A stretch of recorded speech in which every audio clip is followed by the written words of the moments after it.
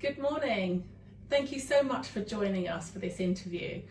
Could I please ask you to say who you are and what you do? Well, good morning. I'm IStephanie Boyce, the President of the Law Society of England and Wales. And of course, for those of you who don't know who the Law Society is, we are the representative body for some 200,000 solicitors in England and Wales. Tell me, Stephanie, could you tell us how you were first introduced to law? I think, I grew up with the sounds of injustices ringing in my ears, domestically and globally. I could see people struggling to exercise their rights around the world, and I wanted to do something. And so that's how I got exposed to the law, thinking about those who were caught up in the law, thinking about how the law helped, how the law hindered.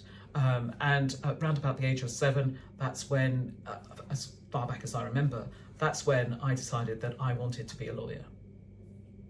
And was there any particular person that helped you commit to law, or was there something that triggered the fact that you wanted to put your beliefs into practice to make a difference in life?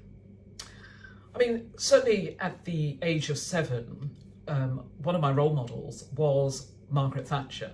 And I know that for some this is a controversial role model, and to be clear, I don't agree with some of the policies she later went on to enact.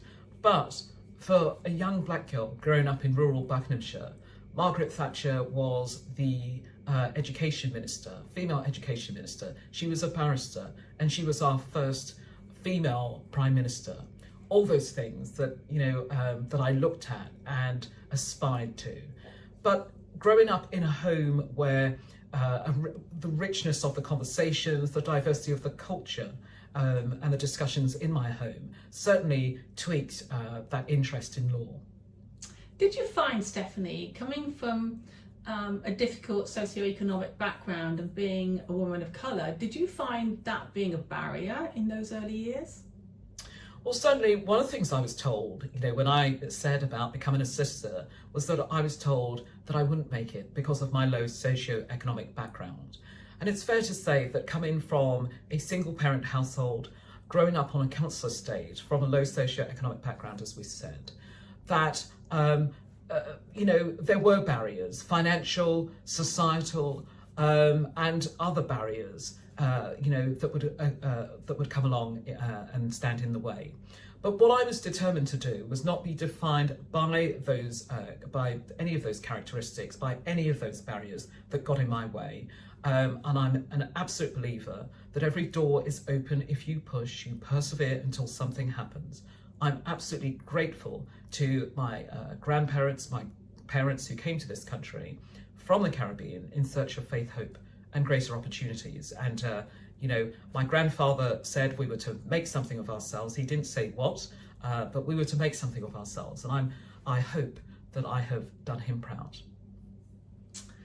You have an amazing story, Stephanie.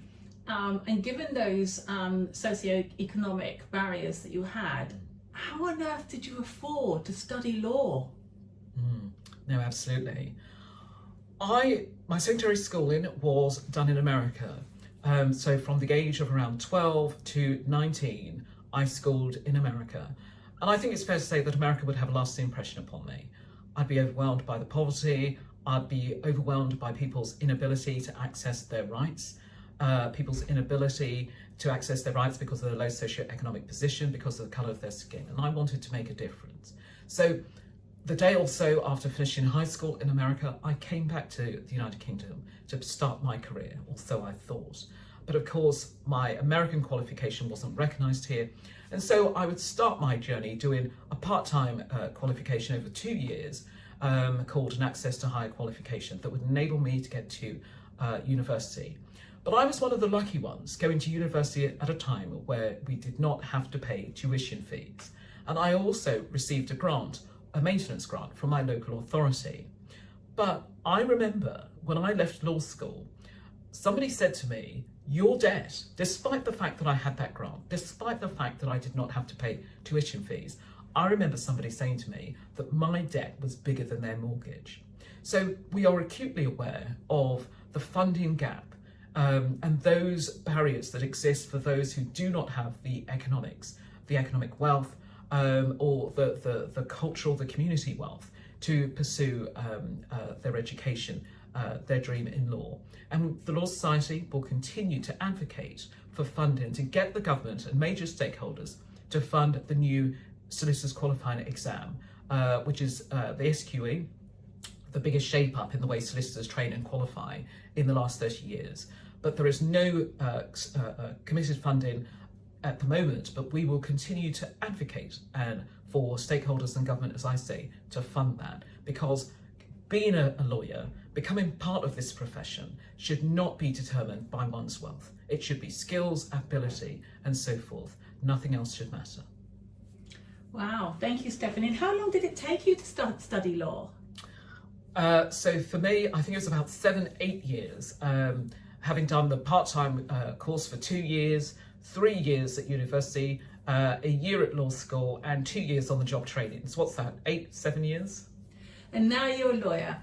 So you went through all the hardships, the barriers, and you're now a lawyer. What challenges did you face in your career?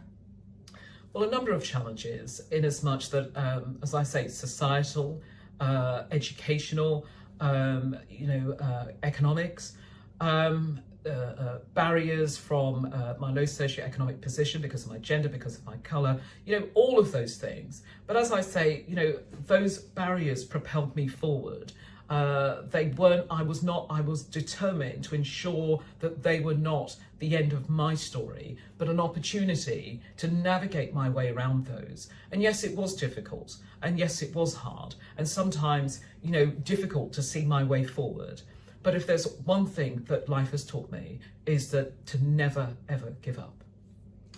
Stephanie, you come from this difficult background. You speak so eloquently, and you are full of confidence. What tips can you give our young girls on the leadership course of what they can do to propel themselves forward within that sector that they've chosen? For me, it's a mindset. The one thing that we have to be able to do is look ourselves in the mirror. Every single day I look myself in the mirror and I tell myself that I am just as valuable, just as capable, qualified, that I am loved and I am committed to me. And so every day you must be the best version of you. You turn up, you show up, and whatever you're doing, you do it to the best of your ability. And when you fall, you pick yourself up, you brush yourself off, pick yourself up, and you try again. Because it took me 4 attempts to be successfully elected as Deputy Vice President of the Law Society of England and Wales. And once you're elected as Deputy Vice President, it then is an automatic trajectory to go on to become President, as I did in March 2021. So I sit here today before you as the 177th, the 6th female, the 1st black office holder, and the 1st person of colour to become President of the Law Society in its almost 200-year history. Absolutely phenomenal, Stephanie. And you certainly are a groundbreaker. Were there ever times that you felt like giving up? And if so, what stopped you? What drove you? Absolutely, there were times when I felt like I wanted to give up. Absolutely, there were times where the energy had drained. But long before I became Deputy Vice President, I told myself I was Deputy Vice President. Such was my dream, such was my vision, such was my belief. And for me, the lesson wasn't in how many times I got knocked down. It was in how did I get up. So what those 3 previous attempts allowed me to do was to perfect, refine my offering, to think and collaborate, to connect. And so on the 4th attempt, putting all of that I had learned into operation, I was successfully elected. But I'll tell you something, that if it needed a 5th, a 6th, a 7th or 8th attempt or more, I would have kept going. Such was the belief and determination that I had in me.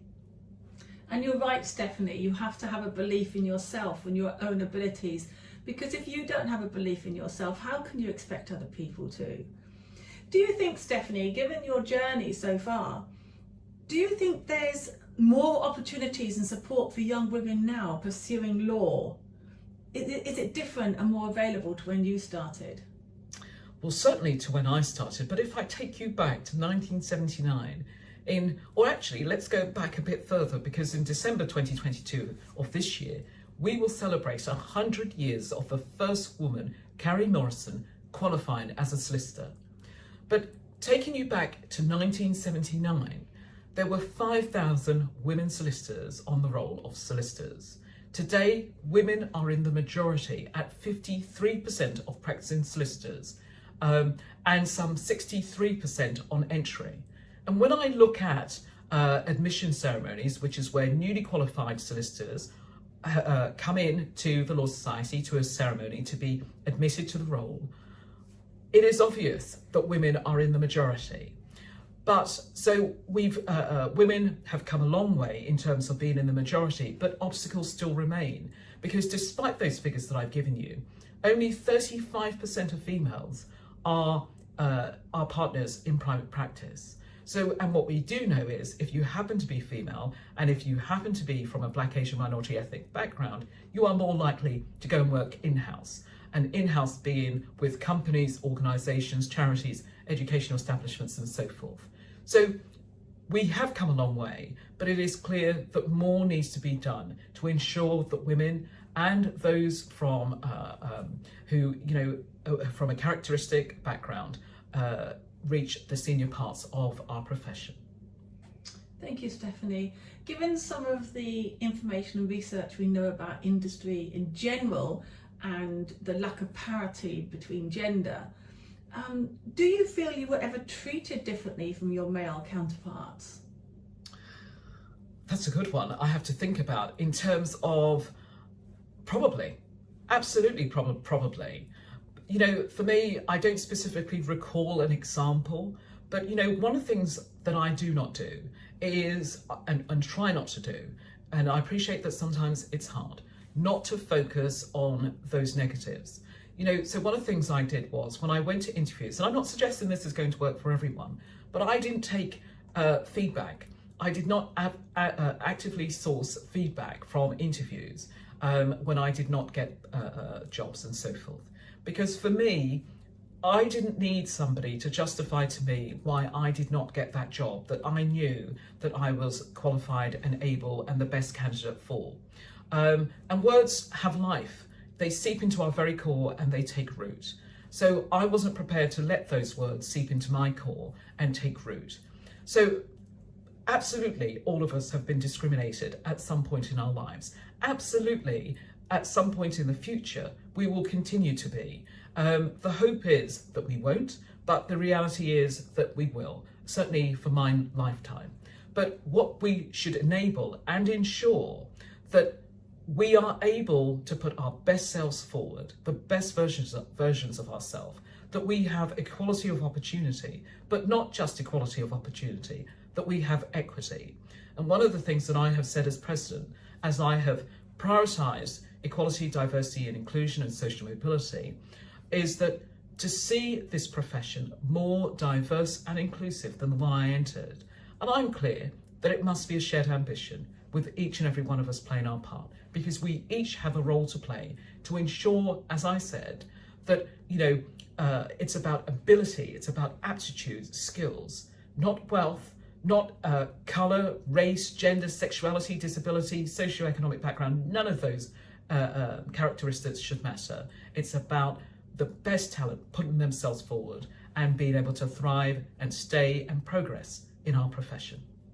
My goodness, thank you, Stephanie. That's a very strong message you sent out today. Thank you for that. Let's get really positive now. As if I wasn't before. No, I know, but we talk a lot about sometimes the discrimination and the barriers. So what was the most rewarding moment or initiative or whatever it was within your legal career? There have been so many, but notably, of course, becoming president, making history in March 2021 by becoming president of the Law Society. And this is a remarkable platform to occupy, and I'm absolutely emboldened by my members by those who support me, who advocate for me, known and unknown, who ensure and enable me to put the best version of myself forward each day. And given that is so positive, as your whole interview has been, Stephanie, what advice would you give to young people who are thinking or wanting to get involved in the legal profession? First of all, do your research. Don't believe the hype that it is not the place for you, that you can't get in. This is a welcoming profession, in as much that do your research, make your application, absolutely network, get involved. And as I say, put the best version of you forward. Never give up. Don't listen to other people's stories, because their story is not your story. Write your own story, find your own voice, and live the best version of you possible. And remember, every door is open if you push, you persevere until something happens. Well, clearly we do see the best version of you, Stephanie. However, I'm going to challenge you a little further. If you could go back and advise your younger self, what would you say to yourself? Gosh, I'd say so many things, but I think above all, you are stronger than you know. Stephanie, it has been an absolute pleasure to interview you today, and I know that you are going to inspire all of those that see this video, and I thank you so much for your time in such a busy schedule. Thank you, Stephanie. Thank you very much.